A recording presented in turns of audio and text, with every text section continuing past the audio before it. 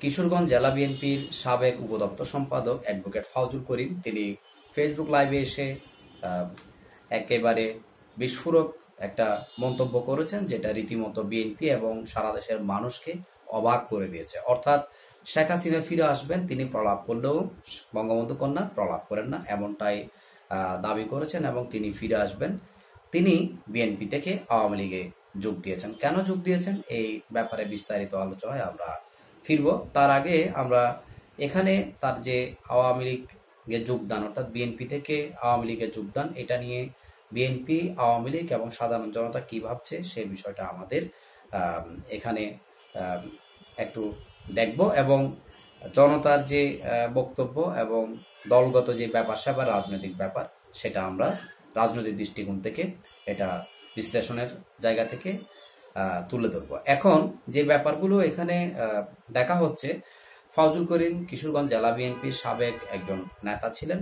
বর্তমান যে কমিটি, সেই কমিটির আগেও তিনি কমিটিতে ছিলেন এবং জেলাবারের সদস্য হিসাবে আছেন। তো এই বিএনপির সুসময়ে হঠাৎ করে এমনটা দল পরিবর্তনের সিদ্ধান্ত, এটা কি বিএনপি থেকে কোনো একটা কৌশল নাকি তার ব্যক্তিগত জায়গা থেকে আওয়ামী লীগে যোগদান?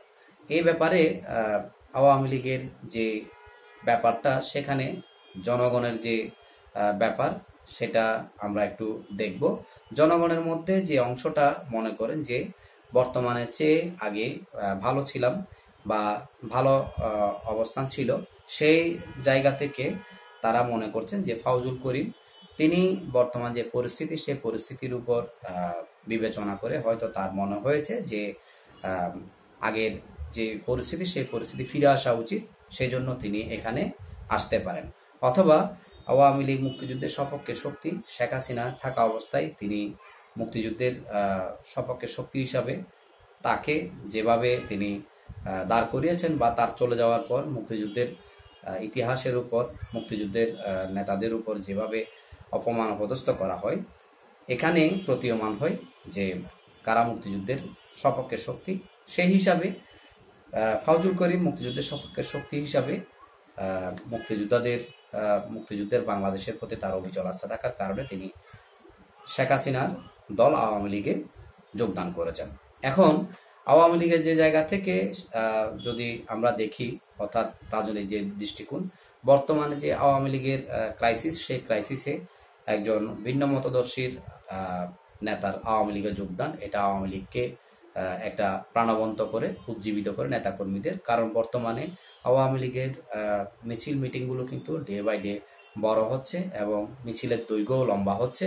সেই ক্ষেত্রে এই যে একটা উদ্যোগ উৎকণ্ঠা আওয়ামী লীগের নেতাকর্মীদের উপর, যেহেতু তাদের গ্রেফতার সহ নানা ধরনের নানা প্রতিক্রিয়ার মধ্যে মুখোমুখি হতে হচ্ছে, বিরোধী মতের দমন পীড়ন এবং সরকারের যে দমন পীড়ন, সবকিছু মিলে এখানে আওয়ামী লীগের যে অবস্থা, সেই অবস্থায় ভিন্ন মত থেকে একজন এখানে যোগদান মানে সেটা আওয়ামী লীগের নেতাকর্মীদের আরো উজ্জীবিত করা, এটা আওয়ামী লীগের একটা অংশ মনে করে। আবার অনেক জায়গা থেকে আওয়ামী লীগের বিষয় বলেন বা সাধারণ জনগণের বিষয় বলেন, অনেকে মনে করছেন যে এটা একটা কৌশল হতে পারে, সরকারের কৌশল বা বিএনপির পক্ষ থেকেও একটা কৌশল হতে পারে। আগামীতে যেহেতু নির্বাচনের কথা বলা হচ্ছে, এখানে বিএনপির মতো একটা বড় দল যেহেতু অংশগ্রহণ করছে এবং বাংলাদেশের এখন যে অবস্থা, যে নির্বাচনী কাঠামো দেখা যাচ্ছে, সেখানে আওয়ামী লীগ সহ যে 14 দল রয়েছে তাদের যদি অংশগ্রহণ না হয়, তাহলে সেখানে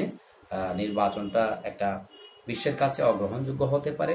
এই কারণে একটা দামি আওয়ামী লীগ দরকার, এটাকে বিভিন্নভাবে সৃষ্টি করার চেষ্টা চলছে বিগত 1 বছর যাবৎ। হয়তোবা এখনো সম্ভব হয়নি, কোনো না কোনোভাবে সেটা তারা এখনো হাল ছেড়ে। সেই জায়গা থেকে হয়তোবা বিএনপির এই নেতাকে আওয়ামী লীগে পুশিন বা এখানে আওয়ামী লীগের অংশ হিসাবে তাকে নিয়ে কোনো কিছু ক্রিয়েট করার বা আলাদা একটা স্যাটায়ার তৈরি করার কোনো একটা কি চলছে, রুল চলছে, এটাও অনেকে মনে করছেন।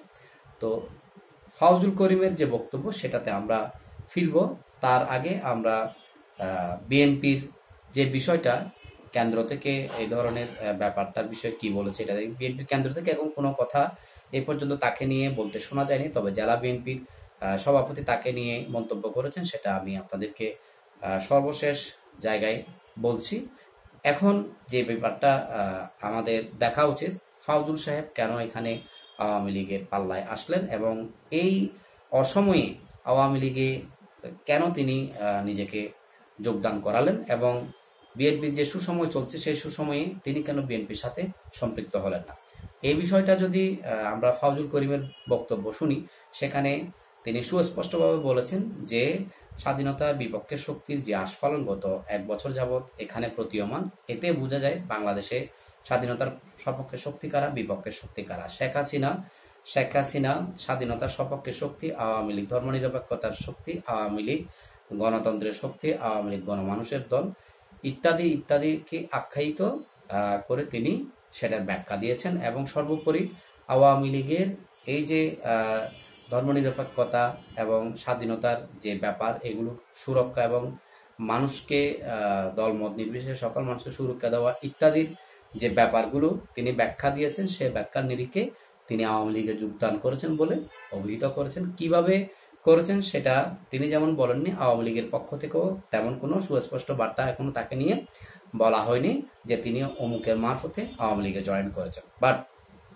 তিনি যে আওয়ামী লীগে যোগদান করেছেন সেটা তিনি ভিডিও বার্তায় দাবি করেছেন। তার ফেসবুক প্রোফাইল এবং কাভার ফটো, এখানে আওয়ামী লীগের লগো এবং শেখ হাসিনা বঙ্গবন্ধুর কাভার ফটো এখানে তিনি দিয়ে রেখেছেন। যাই হোক, এটা কৌশল নাকি তার যে মুক্তিযুদ্ধের প্রতি একটা কি বলে এটাকে শ্রদ্ধার জায়গা বা মুক্তিযুদ্ধের যে চেতনা সেটাকে ধারণ করার জায়গা থেকে তিনি এসেছেন কিনা, এটা আমরা অবশ্যই আরো কিছুদিন গেলে এটা পরিষ্কার হয়ে যাবে। কিন্তু বিএনপির পক্ষ থেকে যে বিষয়টা এখানে বলা হয়েছে সেটা হচ্ছে কিশোরগঞ্জ জেলা বিএনপির বক্তব্য। কিশোরগঞ্জ জেলা বিএনপি সভাপতি বলেছেন ফাউজুল করিম উনি মানসিকভাবে মানে একটা অসুস্থ আছেন, সেজন্য তিনি এই ধরনের কথাবার্তা বলেছেন। তিনি বিগত কমিটিতে ছিলেন, বর্তমানে তার কোনো পদ পদবি নেই, এই বলে তিনি এই কথাটা মন্তব্য করেছেন। তো ব্যাপারটা হচ্ছে এই ফাউজুল করিমকে আওয়ামী লীগে যোগদানে সারা দেশব্যাপী এই নিয়ে নানা জল্পনা কল্পনা সরকার এবং বিএনপিতে এটা যেমন একটা নক করেছে, তেমনি সারা দেশের মানুষকেও নক করেছে বলে কেউ কেউ মনে করলেও আবার কেউ কেউ সেটা একটা সাজানো নাটক হিসাবেও দেখছেন। তো আমরা শেষ পর্যায়ে চলে এসেছি। ব্যাপারটা ফাউজুল করিম যেভাবে এখানে আসুক, একটা বিষয় কিন্তু তিনি উল্লেখ করেছেন যে শেখ হাসিনার অনুপস্থিতিতে বাংলাদেশে স্বাধীনতা বিরোধীদের আস্ফালন হয়েছে এবং এটা বাংলাদেশের যে মুক্তিযুদ্ধ, বাংলাদেশের যে ধর্মনিরপেক্ষতা, বাংলাদেশের যে গণতন্ত্র, বাংলাদেশের যে স্বাধীন সার্বভৌমত্ব সংবিধান, এটার উপর একটা কি চলছে, মানে স্টিম রোলার চলছে, এই বিষয়টা তিনি দেখিয়ে দিয়েছেন। ভালো থাকুন, সুস্থ থাকুন, সবার সুস্থতা কামনা করছি। আসসালামু আলাইকুম।